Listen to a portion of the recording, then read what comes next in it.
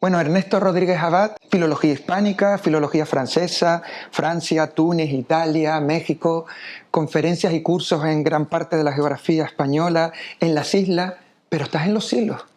¿Qué tiene Los Silos? ¿Por qué Los Silos te ha atrapado tanto? Me ha atrapado porque, bueno, nací aquí y después de irme y después de estar por el mundo saltando tantos años de un lado a otro y sigo y quiero seguir, quizá porque desde pequeño soñaba en Los Silos que yo quería irme al mundo, pero siempre tener un lugar donde volver. Viví mucho tiempo en La Laguna y ahora me dicen que estoy un poco loco porque voy a dar clase todos los días con estas colas que hay en Tenerife tremendas. Pero Los Silos tiene para mí algo especial y son las montañas que nos rodean. Estas montañas con esos bosques de laurisilva que son impagables. Yo creo que las montañas, a mí me ha resultado siempre muy difícil describirlas en un libro. Lo he intentado muchas veces y me resulta muy complejo describir la fuerza que tienen para mí estas montañas y luego el mar. Este valle que nos aísla del mundo, creo que Los Silos es un remanso, que toda esta isla baja es todavía...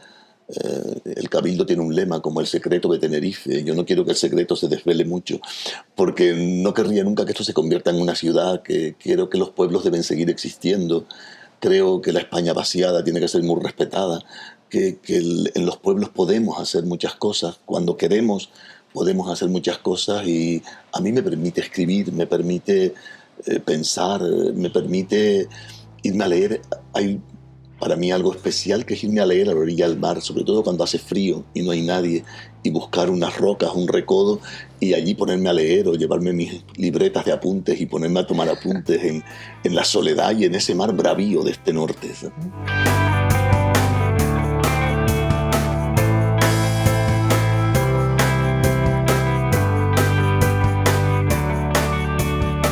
Tienes muchos premios, pero esta biblioteca donde estamos ahora se llama como tú, se llama Ernesto Rodríguez Abad.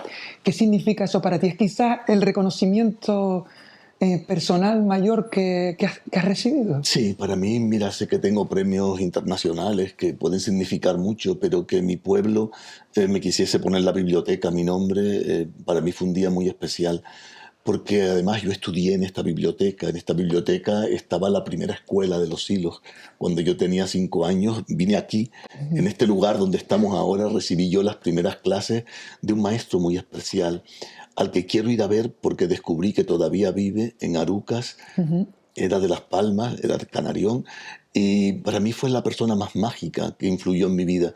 Ese maestro, en aquel momento, con todavía el franquismo en apogeo, era un maestro especial. Él quitaba los pupitres, a veces estábamos en ese pasillo fuera, y él quitaba los pupitres y lo oíamos desde fuera que rodaba muebles, y cuando entrábamos había mapas pintados en el suelo, y caminábamos por mundos imaginarios con él, y aprendí muchas cosas con él. Y me regaló el primer libro que tuve en mi vida, me lo regaló don Sebastián cuando se fue de Los Silos. Fue algo muy especial para mí. ¿Te acuerdas qué libro? Un regalo de Dios. Era un libro de cuentos, una recopilación de cuentos, donde había un cuento que a mí me fascinaba y leía y releía.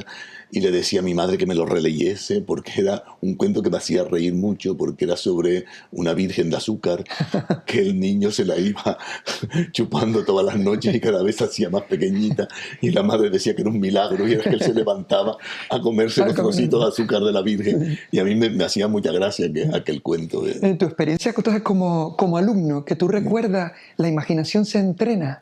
Yo creo que ¿Aquello sí. te sirvió de entrenamiento? Sí, incluso de tanto que yo muchas veces me planteo cómo daría don Sebastián esta clase cuando voy todavía a dar clase. Para mí me marcó muchísimo, fue mi primer maestro, ¿eh? Pero era un hombre muy especial. Y te digo, tengo el proyecto con un compañero que lo reencontré hace 2 años, que estuvimos juntos en la escuela, y él está en contacto con este hombre y queremos ir a Las Palmas a vernos, pero la pandemia nos paró todo. Pero quiero ir a verlo, no puedo esperar más tiempo porque tiene 90 y pico años ya. Y fue un hombre que me marcó, y creo que la imaginación es algo que debemos preocuparnos por entrenarla, si no nos entrenan la imaginación, es muy difícil que vayamos a ser buenos lectores. Mira, por entrar en materia, Sí. escribiste, me voy a saltar alguna frase, cuentos que cuentan, cuentos que crepitan, cuentos que dormitan, cuentos que suspiran, cuentos que asustan, cuentos que susurran palabras, caricias. ¿Qué tiene el cuento que se lleva también con la literatura infantil y juvenil? Yo creo que es crucial. El cuento, para mí, nos hace todo eso. Cuando somos pequeños y nos están contando un cuento, yo creo que el cuento se nos mete dentro. Y el cuento desde dentro de ti te conmueve, te agita, o te provoca la risa, o te provoca el susto. Pero el cuento, la brevedad que tiene y ese poder crearte un mundo en tan poco tiempo o en tan pocas páginas, hace que de verdad te zambulles dentro, te metes y dentro del cuento, te digo, para mí es una agitación al ser humano y creo que los niños necesitan eso, conmoverlos. Una vez me dijeron de una editorial que les aconsejase hace muchos años y me mandaban libros que yo decía a veces, pero es que no pasa nada. O sea, si un cuento no tiene conflicto, si un cuento no te conmueve, a un niño no lo va a atrapar. Los cuentos tienen que decirnos cosas y no ser a veces tan políticamente correctos y no ser a veces tan pulidos y tan, como dice Marina Colasanti, ¿no? Cuando se pone de moda el censurar los cuentos y quitarles todo, que no nos damos cuenta de que si le quitamos la sangre externa estamos drenando el interior del cuento y entonces dejamos cuentos que se caen por sí, porque si las venas no llevan sangre, languidecemos. Pero fíjate, algo tan profundo y tan intenso como es un cuento, después el público infantil lo recibe de una manera muy, muy sencilla, lo acoge de alguna manera muy especial. Y es difícil escribir un buen cuento. Muy difícil. Pero en cambio, el público que parece que está aprendiendo a descifrar todos esos códigos, lo absorbe de alguna manera muy, no sé, muy especial.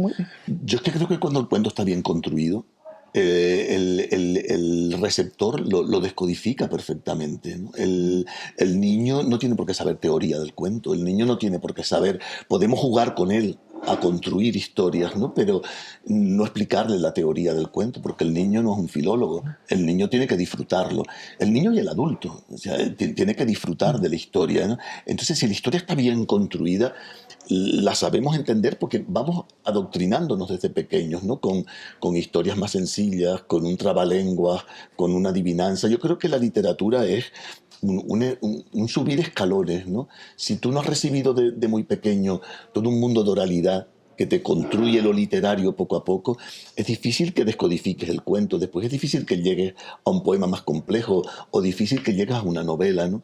Yo creo que las nanas son imprescindibles, que los primeros trabalenguas, que los primeros refranes, dichos, que todo eso es una construcción lingüística artística, no te está hablando de lo cotidiano, sino de mundos. Entonces ayer un niño, le recité una copla, hablándoles de mi pueblo, porque en mi página web tengo un juego de buscar historias por los paisajes de mi pueblo, y hay una copla que me recitaba mi madre, que a mí me gustaba mucho de pequeño, que es allá arriba, en aquel cerro, hay una piedra de oro donde lavan las muchachas los pañuelos de los novios. Entonces un niño era tan literal ayer en un colegio que me decía que dónde estaba la piedra de oro en los siglos. Y yo le decía, esto es literatura, esto es una copla. Y al rato volví a preguntarme por la piedra de oro, ¿no? Yo creo que todas esas metáforas nos hacen ir entendiendo el mundo imaginario, ¿no? Y si no practicamos con ellas, si no jugamos, si no cantamos, es difícil que lleguemos a eso, ¿no? Has nombrado muchos elementos que configuran la literatura infantil y juvenil, otros que se nos queden atrás, que tú dices, para que exista literatura infantil y juvenil, además de todo esto que hemos estado comentando, ¿qué otros elementos crees que tienen que estar? Yo creo que tiene que estar la poesía, después de jugar con lo que es el ritmo popular de los refranes, de las adivinanzas, de los acertijos, de los trabalenguas, tenemos que llegar a la poesía y llegar paulatinamente y llegar sin miedo. Yo siempre cuento que gracias a los dioses tuve una madre que no era especialista en en animación lectora ni en nada, sino una mujer apasionada por la literatura, que tuvo una maestra republicana que le dejó miles de poemas copiados por ella a mano con lápiz en una libreta. Ella me recitaba cuando yo tenía 4 años y me iba a acostar, me recitaba poemas de Becker y de Lorca y de Machado, aunque estuviesen prohibidos, ella no lo sabía. Y esos poemas me hicieron a mí amar la poesía.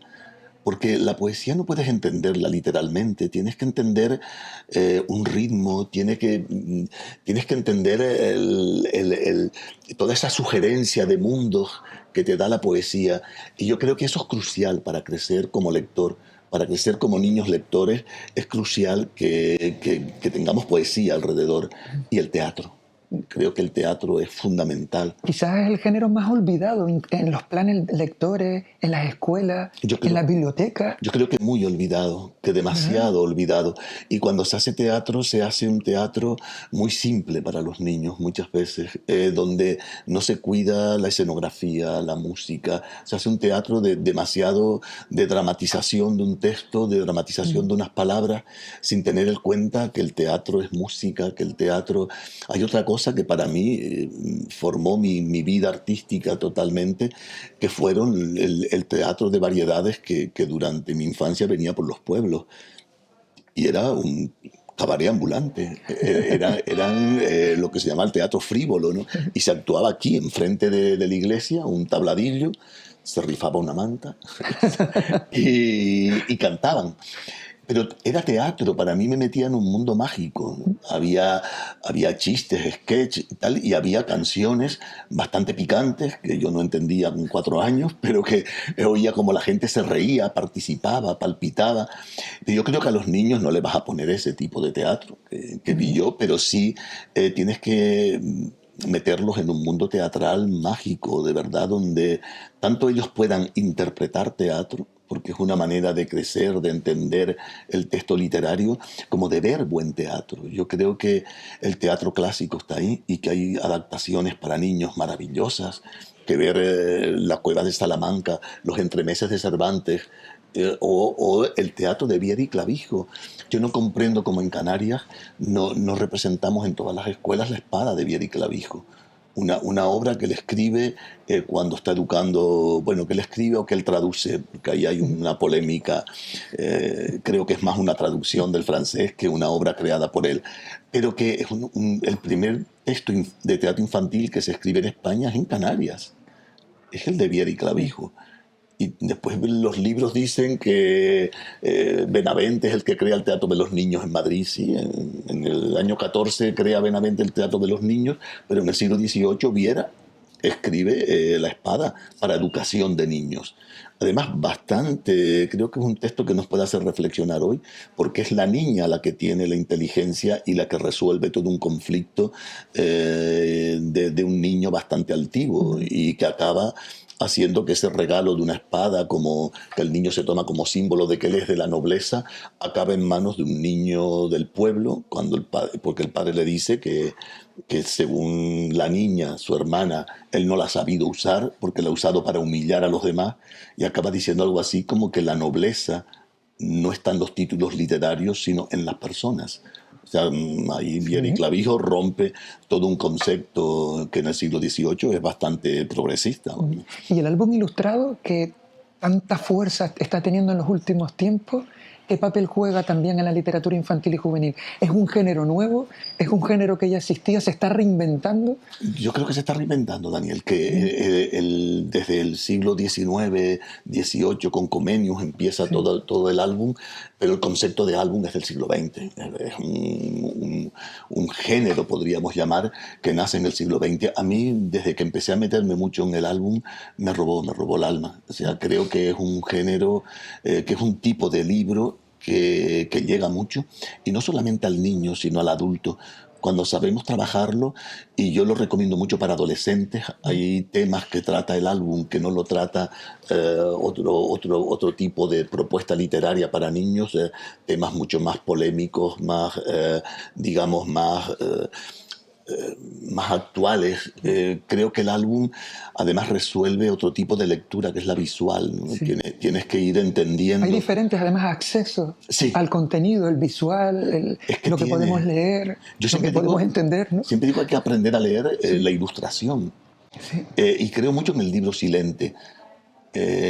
A mí hay libros y libros bueno, refiriéndome a Diego Pun, que hemos Ujú. sacado en Diego Pun como Zoo, es un libro silente impresionante, donde habla de la libertad de los animales, pero que tienes que entenderlo de Claro. verdad, porque no está hablando de un zoo, está hablando del encierro de los animales que Mm. quieren ser libres. Esa es la literatura que se lee lo que no está escrito. Sí, se lee lo que no está escrito, o La Caperucita que Sí, plantea ¿verdad? Gabriel Pacheco, que me Sí. parece una lectura impresionante y Mm. que para un niño puede tener un tipo de lectura, pero que si un adulto te paras a reflexionar lo que nos está diciendo Pacheco en esa Caperucita, es impresionante. Mira, si me permites, hablando de álbumes, te voy a contar una experiencia. Existe un juego que ahora mismo es el más descargado de todo, de todas las plataformas, ¿no?, de descargas de juegos. Es un juego de familia, donde una familia aterriza en una isla y tiene que, pues, cultivar,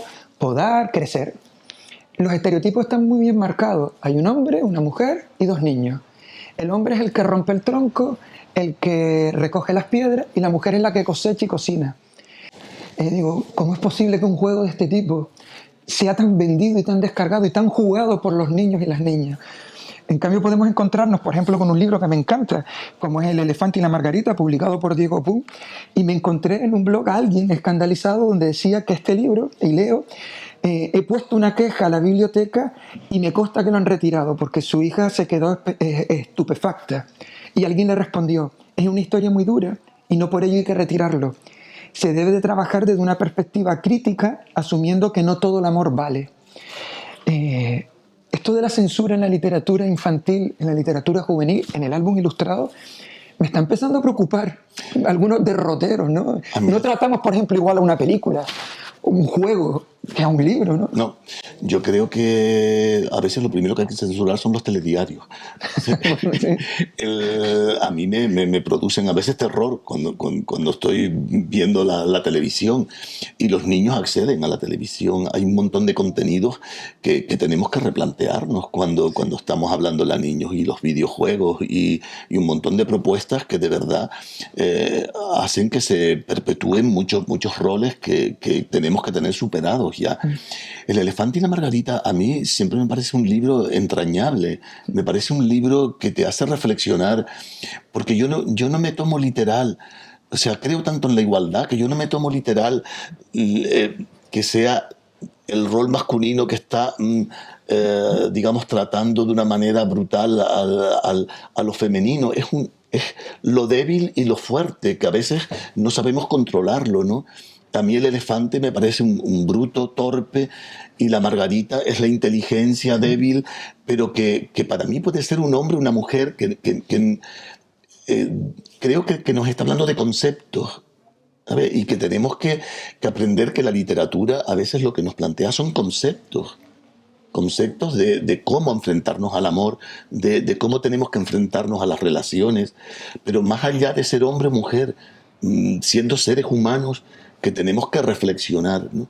Y creo que a los niños, como decía antes, hay que darle libros que los conmuevan, que los hagan pensar, y no podemos plantearle frente a una sociedad, y ahora metiéndonos ya en problemáticas bastante duras como los malos tratos, que hay una sociedad donde eso es real.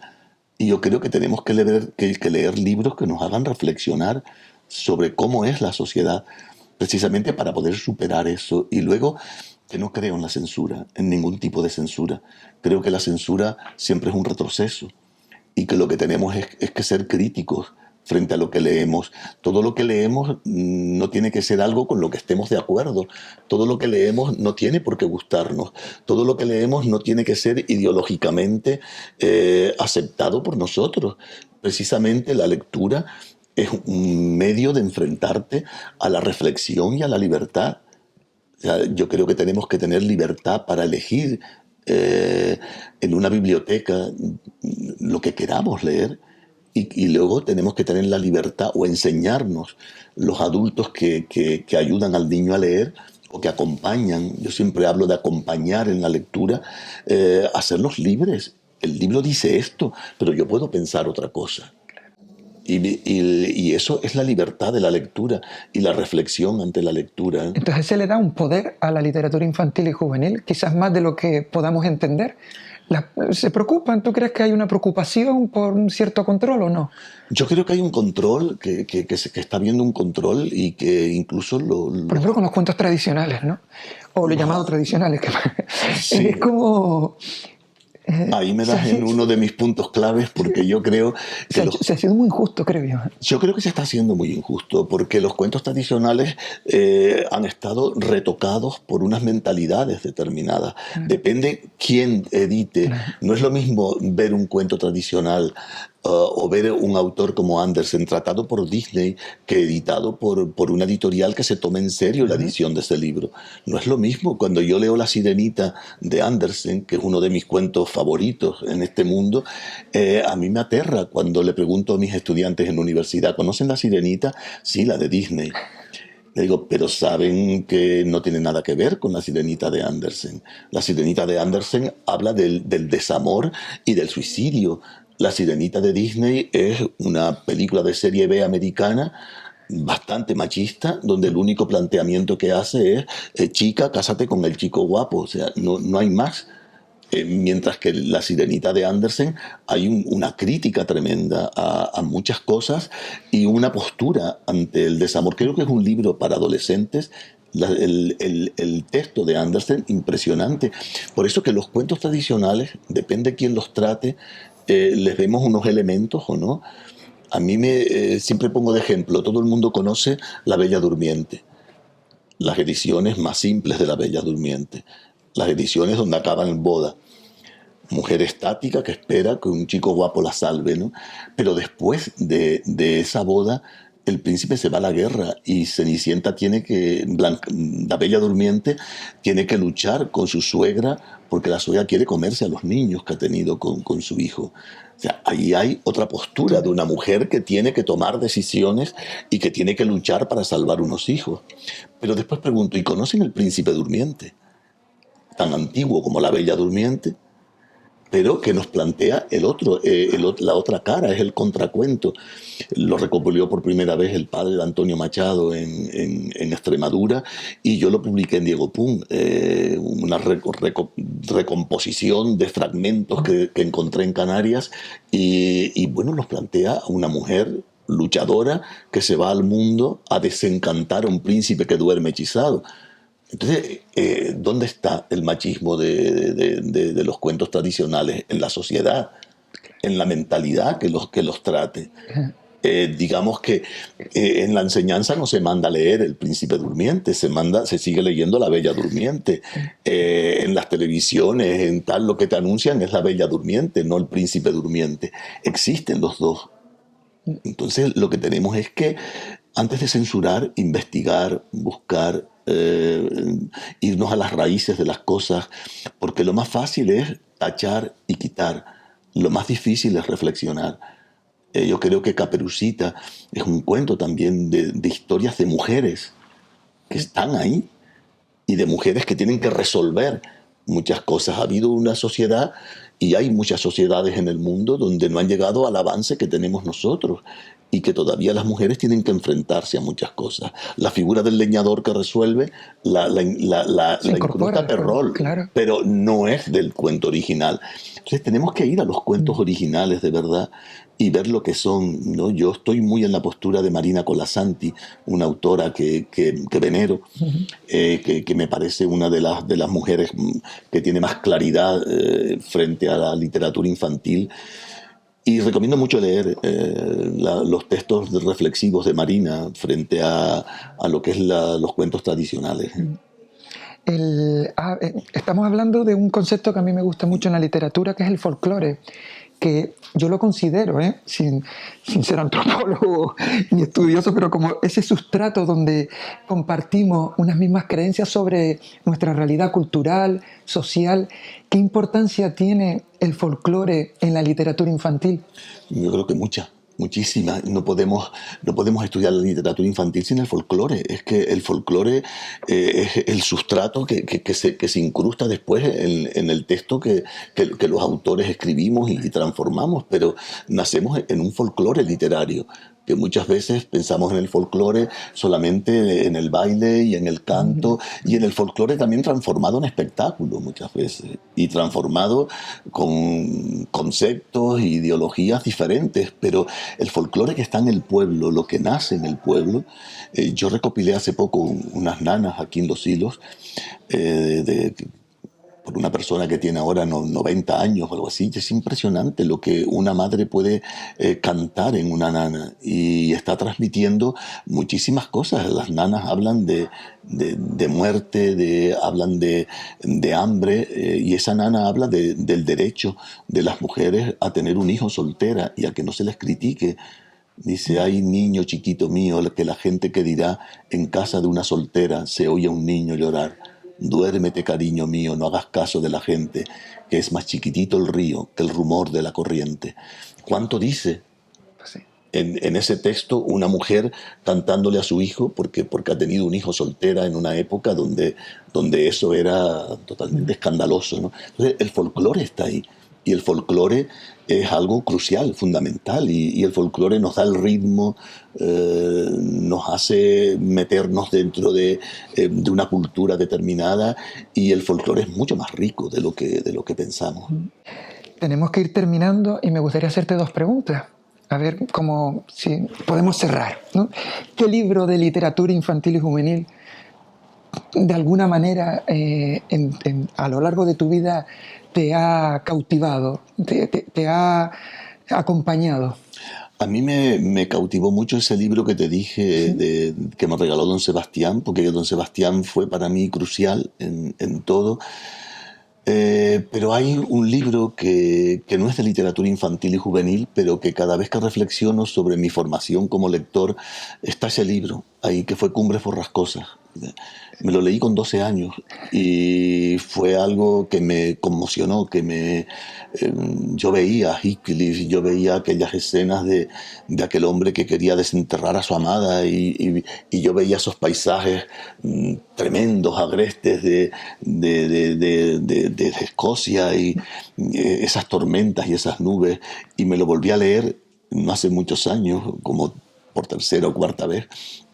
Y me fui a la costa de Los Hilos en invierno a leérmelo, porque necesitaba ese ruido del mar y ese viento y ese...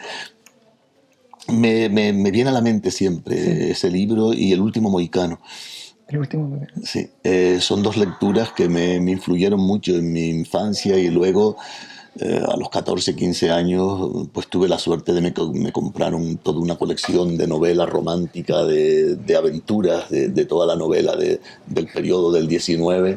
Y ahí, bueno, fue algo impresionante cuando mis padres me hicieron ese regalo, y con Ivanhoe y Los Tres Mosqueteros y toda esa novela, La Cartuja de Parma, y me pasaba horas en mi casa con toda esa colección, que todavía la tengo. Y después hay algo que me ha abrazado en tus palabras. Has nombrado 2 veces a tu madre. Y además una influencia muy positiva en la literatura, en tu literatura. Entonces, no sé, me gustaría terminar comentándotelo, porque me ha parecido algo que no tenía previsto, y que me parece que es muy importante, muy intenso. Es como partimos de un punto, ¿no? Has nombrado a tu maestro, pero has nombrado a tu madre. Sí, porque también fue fundamental en mi formación de literatura. Ella tenía un gran amor a la literatura y al teatro. Y lo único que me pedía ella en la vida siempre, hasta que tuvo 90 años, es que la llevase al Festival de Almagro, y casi todos los años la llevaba a ver teatro clásico al Festival de Almagro, porque para ella era brutal, y diseñaba vestuario de teatro cuando yo lo hacía. Y fue fundamental, discutíamos mucho de literatura, y todo lo que yo escribía lo discutíamos mucho, y tenía un olfato literario tremendo. Ella era con la sinceridad de una madre, pero ¿para qué empleas 20 páginas en describir algo si lo puedes hacer en 3? Entonces, todas esas críticas que te van haciendo con la sinceridad con la que la puede hacer una madre fue fundamental para mí. Y su amor a la literatura, su amor en el festival. Ella fue parte de la directiva del festival durante muchos años y tenía opiniones muy certeras de lo literario. Fue la que me puso en mis manos Cumbres Borrascosas a los 12 años. Y recuerdo siempre un pasaje muy, muy bonito en mi casa. Conocí a Ana María Matute, tuve la suerte de tener pues, una cierta amistad con Ana María Matute, me influyó mucho, me animó mucho a publicar, le conté mucho de mis proyectos y me empujó bastante. Y la primera vez que vino a Tenerife la traje a Los Silos. Yo suelo traer a Los Silos a todos. Es algo que no puedo remediar. Y fuimos a comer a mi casa en vez de un restaurante. Y llegó un momento en que yo fui espectador. Simplemente durante la comida mi padre y yo quedamos como a un lado y se enfrascaron mi madre y Ana María Matute a hablar de Cumbres Borrascosas. Entonces descubrí que las dos eran unas enamoradas de Cumbres Borrascosas y de Heathcliff. Y ver a tu madre hablando con Ana María Matute con una naturalidad tremenda sobre una novela que a mí también me influyó mucho fue muy simpático para mí. Mi madre siempre tuvo la pena de que no la dejaron estudiar por ser mujer. Y hubiese querido ser maestra toda la vida. Entonces volcó quizá en mí pues todo ese afán de literatura que ella tenía y de lectura. Pues te quiero dar las gracias por acogernos, por recibirnos, pero sobre todo por creer. Porque creo que crees eternamente en lo que hace y es importante encontrarnos con personas que realmente crean. Muchas gracias. Gracias a ti.